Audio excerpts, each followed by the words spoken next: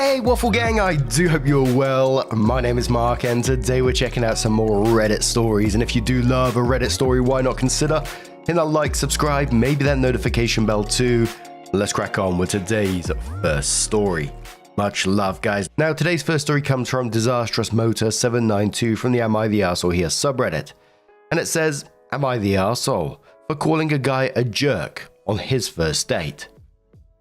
I posted this in another thing, but nobody else there is seeing my problem. So I'm 21 male, and I was out with my girlfriend, 21 female, at a bar, and we run into a good friend from high school, Katie, fake name, with this other guy she, my friend, knows, John, also fake name. Both are 21 also. Apparently they, John and Katie, both met at my girlfriend's house a few weeks ago, a few weeks prior when John came to buy something from my girlfriend's dad. My girlfriend is excited to see them both and asks what they're doing there, and they say they're on a date. We all talk for a bit and we end up at a table together. For context, originally, the way that we sat down was me and John across from each other and closest to the wall. The table was right up against the wall, and the girls were on the outside. And John immediately seemed irritated by this arrangement of seating, even though he was by the girl he was with. Two guys were standing next to us after we all sat down. But we all start talking and John puts his hand on Katie's arm and tells her to trade seats with him. Katie did look a little confused, but she started to get up to move, and I told John to stop being such a dick if he wanted the date to go well. John proceeds to tell me to fuck off and sits down in the seat Katie moved from. About 2 to 3 minutes later, a fight broke out between the two guys mentioned before, and one of them got punched and fell back directly into John. When everything finally got settled, I was like, wow, that was crazy. John looked at me and asked me, so, am I still a dick? If you've been paying attention to your surroundings, you'd have noticed they were arguing before I made her move seats with me. And you would have known that's why I made her move seats with me. And I understand he thinks he's a hero or something, but he didn't make my girlfriend move. He was only worried about that girl. But now my girlfriend is mad at me because she says I was a dick to him. So, am I the arsehole? Seb Screen says to the OP, you're the arsehole, mind your own business and stop telling other people how to treat their dates when they didn't ask, and you certainly don't know better than they do. You know you would have made a big fuss if John had asked your girlfriend to move too. Another one says, you're the arsehole. To be honest, you shouldn't have called him a dick for wanting to switch seats. Like, even if you didn't know why he wanted to, there's literally no issue with wanting to switch seats. It's immature of him to think he's the hero in this situation, but also weird of you to get so invested in his potential relationship that you called him a dick for such a small reason. Like, why'd you care so much? Opie said, him switching seats put him facing my girlfriend at the table and me facing his date. So any conversation happening would have been weird. Email says you're the arsehole. It seems like John was just trying to be considerate and protect Katie from a potential dangerous situation. Instead of assuming he was being a jerk, it might have been better to ask why he wanted to switch seats. Sometimes people have reasons for their actions that aren't immediately obvious. It's understandable to want to look out for your girlfriend's friend, but jumping to conclusions without the full picture can make you come off as a jerk in this situation. Maybe apologizing to John could clear the air and show some goodwill. Battle Hamster says you're the arsehole times 4. Whew, the big 4. You made an arrogant assumption, and rather than try and explore the reason, you insulted him. And his responsibility is only to his girlfriend, not yours. And you obviously didn't even bother to apologize for being rude. Then you repost this thread because you didn't get sympathy in another thread, and now you're fishing for justification. Keep going down this route if you want your girlfriend to break up with you, genius.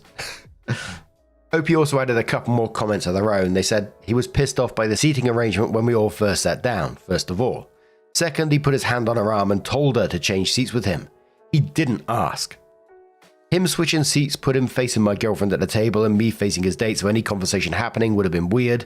And the final comment from him, exactly. Don't touch someone you don't know. It's okay with you touching them. And say, hey, switch seats with me, with no explanation of it to them at that moment as to why you're having them do it. Thank you. I don't understand why the communication is like just so aggressive. Like, why would you immediately call someone a dick for asking to switch seats? You know, if you was curious about the reason why, I would have went, oh, I'd have made a joke of it. I'd have said, oh, do I smell or something, dude? But calling someone a dick, do you ever think that's ever going to go down well? Holy shit. Opie comes in with an update and says, I posted my story a week ago and everybody called me an arsehole. But there's new information. 3 days after the problem at the bar, I was going to work and my girlfriend asked me to stop by Katie's and get something she had borrowed and said Katie knew I was coming by. I get to Katie's apartment and when I go to open the door, it's locked, which has never been before when my girlfriend and I have gone there. We live in a small town. This isn't unusual to leave your door unlocked, especially during the day. So I ring the doorbell, and who answers the door? John.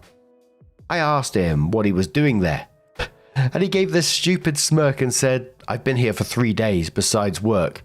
What are you doing here? I told him I needed to talk to Katie. He calls for Katie, who was I guess in the bedroom, and she comes out and brings me what my girlfriend needed. I asked her why the door was locked, and John, who was still in the room for some reason, decided to pipe up and say, because I told her she needed to lock it so people don't just try and walk into her apartment like you just try to do. Katie has never locked that door, or at least if she has, it's not when she's known someone has come into her house. I told him what Katie does in her own home isn't his business. If he's that worried, he can leave, and he just laughed at me. So once again, he's trying to control Katie, and this time it's in her own house, where he has no say. I asked Katie to step outside with me, and she did, and I asked her if she felt safe, and she said she felt safer than she's ever been, but she rolled her eyes when she said it. I left and called my girlfriend to tell her about all this, and she got mad at me again and told me to leave John and Katie alone, but I'm really concerned about Katie's safety. My girlfriend hasn't heard from her in a few days now. I've tried texting her also, but my messages to her won't deliver. There's a reason they're not delivering, my dude. Take the hint, but someone suggested Opie is obsessed with Katie. Opie responded saying, I'm not obsessed with Katie. Katie can't see how John is and it's dangerous for her. He's already controlling everything she does and she immediately let him come to her house and tell her what to do there. Katie is being naive. Somebody said his girlfriend is mad because he's in love with Katie. Opie said, if that was true, wouldn't she also be mad at Katie? Because she's not. They don't talk 24/7, but they're good friends, and she hasn't said anything at all about being mad at either of us. Opie also says she's not his girlfriend as far as I'm aware. They went on the first date is all I know, and apparently he went home with her and never left. Another commenter says, I know Katie pretty well. She and my girlfriend hang out often, either at my girlfriend's place or Katie's, and I've been at many of these hangouts. But I met John for the first time on the date they went on. Opie quotes someone saying, hate to break it to you, but that's why the door was locked, and then says, I highly doubt Katie slept with him. I care about Katie because she's important to my girlfriend, not because I'm obsessed with her. And one more comment from OP which says, my girlfriend has told me that Katie has never slept with anyone before, and I'm assuming she would know since they've known each other for years. So no, I don't think Katie slept with him. OP comes in with another update and says, new update. Some comments told me to reach out to Katie when I knew John wasn't around, which became hard to do because he was there every day. I passed by her house on the way to work and I can see his car there. Editor's note, I couldn't find a single comment that told him to reach out. But I did manage to stop by 3 times and try to talk to Katie. Katie kept acting nervous when she opened the door and even more so when I asked her about John. I kept asking her if she felt safe and she kept saying yes, but really quickly and would close the door immediately. I tried to talk about this with my, now ex-girlfriend, but she got mad and broke up with me. I stopped by Katie's house that same day and Katie's neighbor said that she had moved out. I asked where she went and the neighbors told me that she thinks she's staying with that nice boy who's been staying here. So I guess John managed to convince Katie to cut off all her friends and move in with him. I don't know where John lives, so I have no way of knowing if Katie is safe or not at this point. Their relationship has moved at lightning speed for no reason other than John wants to have her under his complete control. I'm not sure what to do at this point. I just hope Katie is okay. We have a further update shortly, but OP responded to some more comments, so I'll just list them off like last time. OP started, nobody is stalking or harassing Katie. Next, she's not his to protect. He's making her do all these things she never did before. Somebody tells OP that he's way more unhinged than John. OP says at least you acknowledge John is dangerous and unhinged, even if you're wrong about me. I just care about Katie. She's a good, soft-hearted and kind person, and John is a typical alpha male who thinks he can control everything and bully everyone. Next comment says, for caring about a friend. Okay, way to miss the point. John convinced Katie to move in with him suddenly, and nobody in our friend group but my ex, who says Katie's dad and her, have heard from her in several days. That is controlling, and it's dangerous. OP says, my ex has nothing to be embarrassed about. He's not a stand-up guy. He's a typical alpha male who thinks he's more important than he is. OP says, dude, respectfully, you don't know Katie. Katie, the preacher's daughter who's never had a boyfriend or slept with anyone before, who's the most soft-hearted of people I've ever met, soul to the earth, all that. Katie wouldn't willingly be with this dude. He's a dick. He's abrasive. He's standoffish. He's cocky and arrogant. You don't know these people. I do. OP also says, the only one obsessed with Katie is John. And again, he's not her boyfriend. What he did wrong was try to control every move she makes and then decide he was just going to stay at her house and never leave, and then convince her to leave her house and live with him. They've been together for like a month. That's how controlling he's being. Another comment from OP, they went on one date. That doesn't make her his girlfriend. It was their first date my girlfriend and I ran into them on. He took her home and never left. Then he made her move in with him. Nobody goes on a date and decides they're going to live with someone. They've been together like a month. That's stupid fast. OP says, anyone else who would say that's unreasonably fast and concerning. You're just mad because Katie has someone who cares about her and doesn't want anything to happen to her. Again, no, she moved out because she's scared to tell John no. Katie has never had a problem with me until she met him. John manipulates people into thinking he's the best thing that's ever happened to them. John is good at making people think he's the white knight. John is good at manipulating people. He's crossing major boundaries. You don't drop a girl off after a date and then stay for over a week, and you don't then make her move in with you other than just wanting to control her, and you're desiring her to sleep with you a few times and then toss her away. John has a reputation for being a bit of a fuckboy. So if she hasn't said anything bad about him yet, she will when she gets cheated on or thrown out for the next girl. And OP's last comment on that update says, well, apparently someone John knows and may know me. I'm not sure who it was saw the post and put 2 and 2 together and showed him. I just know he's seen them because he texted me to tell me he did. And I was mistaken about the last update. The last update is coming from John. Hello people of Reddit, John here.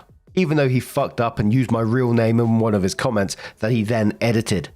I got sent a link to the account repeatedly posting about me and my girlfriend. Yes, my girlfriend, even though he swears up and down she isn't, this afternoon, and it's taken me a while to be able to decide what I'm going to say. So if he wants to continue to take this to the internet for strangers to decide, I'll do that at this point. Since everybody is apparently familiar with these fake names due to the million posts he's made, I guess I keep using them. First of all, Colton, you don't get a fake name. Nobody one time ever told you that the bar was our first date. You decided that it was because you didn't know any better prior. You posted that post 3 weeks ago, and in it you were correct in saying that I met Katie at Haley's dad's house. You never gave your girlfriend a fake name, so I will, a few weeks before that. So that means that we met 6 weeks ago. Our first date was the day after I met her. Whether Haley knew this or not, I have no idea. It's not something I ever bothered to ask Katie, because it didn't seem important and still doesn't. Second, I don't know why Haley told you about Katie's previous sex life or lack thereof, but that was uncalled for and not her private business to share. It also wasn't your business to put on the internet. More than that, I can't even fathom how you managed to maneuver that question into a conversation with your own girlfriend. I doubt she just offered up the information. Third, you get commenting very adamantly in your first post, and maybe second, I lost track, post that Katie definitely was not sleeping with me. Please allow me to put your misplaced concerns to rest since it's already out there, and I've talked to Katie about posting this. Yes, she is, but the sleep comes after all the sex. Fourth, let's talk about how you showed up to get Haley's sweater. You tried to barge into Katie's apartment. The door was locked, which, by the way, is a safety thing. You do know she could get out of the apartment even though it was locked from the inside, right? I have to make sure because you're not very smart. You threw what you can be only described as a temper tantrum of the century. Not only that, but that was not the first time you've tried to do so when dropping by to say hi. You then decided to interrogate Katie on her front porch about whether or not she wanted me to leave. Not only that, but, and you left this part out, you messaged Katie's dad, whom you've never met a day in your life. Once Katie calmed him down, he understood the situation. She likes me a lot, by the way. We have plans for golf next week, and you texted and called Katie so many times it was insane. 5th, when you kept dropping by repeatedly after all this when I was at work, you left out the fact that during the last visit, you went to the apartment manager's office and said you were there to check on your friend and convince her to give you a key to Katie's apartment. You conveniently leave out the part where Katie got out of the shower and found you standing in her fucking kitchen while she was in a towel. I need you to understand that you scared the shit out of her. She called me while I was at work crying. I had to leave work, call my brother, went to rent a U-Haul, and that was the day the three of us packed up all her shit in her house and she moved in with me. 6th, in your comments you repeatedly said Katie wouldn't willingly be with me. Buddy, she's not chained in a basement. She has her own car and money and everything. Nobody has taken away any freedom she had before she and I got together. 7th, you mentioned in some of your comments that I have a reputation for being a fuckboy. I'm not even really going to address this, other than to say okay, and? 8th, you describe me as cocky and arrogant, and you know what? I'll give you that. I am, and I know I am. And you must think Katie is bottom of the barrel intelligence-wise if you think she doesn't know it too. 9th, Katie quit her job because you know where she works, and she doesn't want to go back there. You can say a lot of things about me, and some of them might be true, but I can promise you that I'm not the one Katie's afraid of. You are. And lastly, stay away from my house and stay away from Katie. Katie might be too nice and gentle to hurt your feelings, but I'm not. So, am I really the asshole here? So, my initial thoughts after this was restraining order, but apparently a lot of people already mentioned that. And John said she's worried to get a restraining order because right now he doesn't know where she is or where her family lives. If she gets one, he has to know where he's not allowed to be, which means give him a list of all the places he could most likely find her, should he decide to go looking. It's a rock and a hard place for her right now. I can't say I blame her for being worried about it. But we've seen a couple of stories like this in the past where the person convinces themselves so much that, the person's in danger, etc. They show stalking, obsessive behaviors, and it is actually terrifying. But what do you guys make of this situation? Let us know your thoughts down in the comments below. And let's move on to another story. Now, our next story comes from the Am I the Arsehole subreddit from Throwaway Hot Dog Guy 25, and it says, am I the arsehole for beating my 25 male girlfriend's 24 female dad, 51 male in a hot dog eating contest? Throwaway for anonymity. Okay, so the hot dog eating contest happened like 6 months ago during the summer, and I had no idea that I did anything wrong. But my girlfriend and I were arguing about something else, and she brought the contest up and said I had acted childishly, and I wanted to know if there was anything that I had to apologize for. So basically, 6 months ago, my girlfriend invited me to a food festival in her hometown. The day I arrived, I learned that there was a hot dog eating contest, and the prize would be a $100 gift card to a large tech retail store. Being a casual competitive eater in college, I decided it would be a fun idea to enter and signed up on the website. When I told my girlfriend's family I'd entered the contest, my girlfriend's dad good-naturedly clapped me on the back and said, "Let the best man win." Apparently, my girlfriend's dad had won the hot dog eating contest for the last 4 years and was somewhat expecting to win again. Wanting the gift card, I decided to give the contest my all. I ate a bunch of hot dogs. I wasn't even paying attention to what I was doing, but by the time I was done, I'd eaten 16 hot dogs in 5 minutes, beating my girlfriend's dad, who only ate 12 hot dogs. When I was done, my girlfriend's brother, Liam, 14 male, and a bunch of his friends mobbed me, calling me the Dogler, giving me high fives and clapping me on the back. They said that I had dethroned the Dogler, pointing to my girlfriend's dad, and that I was the new Dogler, that I was a real Glizzy Drizzler? Or something like that. And that I was just shoving, oh god, I can't say that's going to make me cringe, glizzy after glizzy down my gullet. I'm sorry people. They posed for pictures with me. It was weird but kind of fun. Later, my girlfriend's dad came up to me, shook my hand and said I was good competition. He went home to do something in his wood shop, so I hung out with my girlfriend Liam and his friends, going around to various food stalls and games. When we all ate dinner that night, the hot dog contest didn't come up at all, except for when Liam kept referring to me as the Dogler and saying that he wanted to make a special Dogler shirt for me. We had a nice breakfast the next morning, no sign that anything was wrong. Today though, my girlfriend brought up in our argument that her dad was actually really wounded by losing the hot dog eating contest, but just didn't say anything to me. I said if I wasn't supposed to enter the contest, then was it really a contest at all? And that she said it was less about the contest but about the actual special dogless shirt. Liam made his dad a dogless shirt for the years he had won the contest, but I got the Dogler 2024 shirt. She said that her dad only wanted to win the contest to connect with Liam, and if anything, I should be able to understand the masculine ego. So Reddit, am I the arsehole? As I was typing into the Google search bar, glizzy, it's actually got what is a glizzy hot dog, so it's an actual thing. I thought it was just some new word that I've never heard about.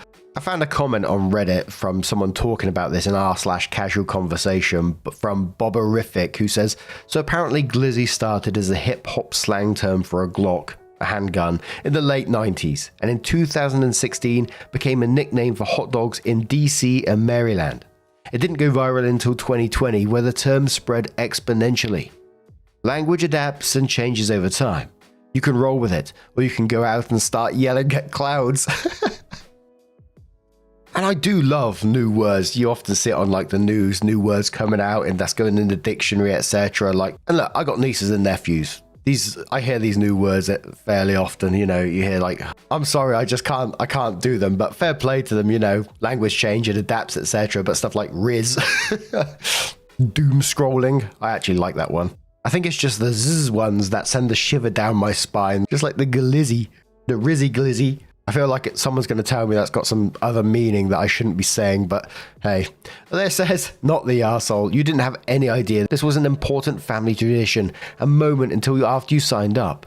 And who has control of the actions of a crowd of 14-year-olds anyway? That said, all this tension for a gift card is kinda intense. Hope you got something good with the prize money. Literal Florida man says, how the fuck is this real? In the 2% chance this isn't phony. No, it's really fucking weird to be butthurt about losing a hot dog contest. She's even weirder for bringing it up months later. Dump her. Eat more hot dogs, not the arsehole. Medium Buffalo Wings replied to that and says, how dare you doubt the Dogler? Lemon Charlie replies to that saying, thank heavens it wasn't the Dogger. Thunder Sharting says, great name by the way, not the arsehole. Speaking as a fully fledged eccentric cargo shorts wearing 51-year-old dad of 4. Yo, that motherfucker had better step up his dog eating game if he wants to keep his shirt. There's a new sheriff in town, boys. The cruel crucible of adversity is where the true Dogler soul is forged. They don't hand out participation trophies in this game, fool. And one more comment from Oliver's here, who says, this is the funniest you're the arsehole I've seen in a long time. Opie, I bet her dad wasn't as disappointed as she's saying. Disappointed, sure, but he sounded like a good sport and congratulating you in the end. It can be a fun yearly tradition of who will be the reigning Dogler. Next time you see her dad, say you cannot wait to compete again. The whole story I envisioned the pie eating scene from Stand By Me. Absolutely not the arsehole, and I kind of wondered like some of the other comments, how upset actually is he? I thought maybe you could get him like a matching t-shirt with a pair of you like arrows pointing to each other, just have just a pair of I'm gonna say it, just a pair of glizzy guzzlers. There's no help for me anymore. I've gone beyond. Anyway, what do you guys make of this situation? Let us know your thoughts down in the comments below. Now, just a huge thank you for being here today, getting involved in the stories. Your love, your support, your time, it always means the absolute world to me. So thank you so much, and hopefully I'll see you in the next one. Take care and much love.